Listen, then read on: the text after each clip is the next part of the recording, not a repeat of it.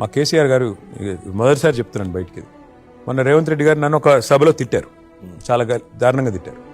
నాకు కేసీఆర్ గారు ఫోన్ చేసి ఆయన ఫ్రస్ట్రేట్ అవుతున్నాడు, ఆయన ఓడిపోతున్నాడు, ఆయన నిరాశలో ఉన్నాడు, నువ్వు టెంప్ట్ అవ్వద్దు, కోపం వస్తుంది మనిషికి కానీ టెంప్ట్ అవ్వద్దు, హుందాగా మాట్లాడు, సంయమనంతో మాట్లాడు, ఎదుగుతున్న నాయకుడికి ఉండాల్సిన ప్రాథమిక లక్షణం అది. అంటే నేను నా కోపం కట్ చేసుకుని, ఎందుకంటే నేను మాట్లాడాలనుకున్నాను తెల్లారి, నేను కూడా చాలా అనుకున్నాను మనసులో ఇంత మాట అంటాడా అని, కానీ ఆయన ఆ మాట అనేసరికి కామ్ అయిపోయారు. అంటే అలాగా నాయకుడు అనేవాడు నడిపించాలి. ఇప్పుడు ఆ పార్టీలో కూడా మహేష్ గౌడ్ గారు అధ్యక్షుడుగా ఉన్నారు, వారు నియంత్రించాలి.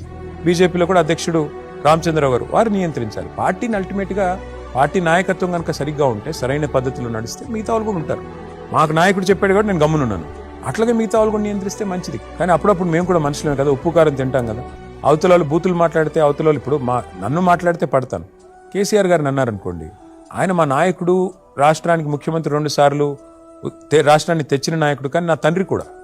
అప్పుడు వస్తుంది ఉక్రోషం, వచ్చినప్పుడు అప్పుడప్పుడు వచ్చేస్తుంది. ఆయన అన్నప్పుడు మాత్రం తట్టుకోలేను, నన్ను అంటే పడతాను. సరే ఏం చేస్తాం, కర్మ.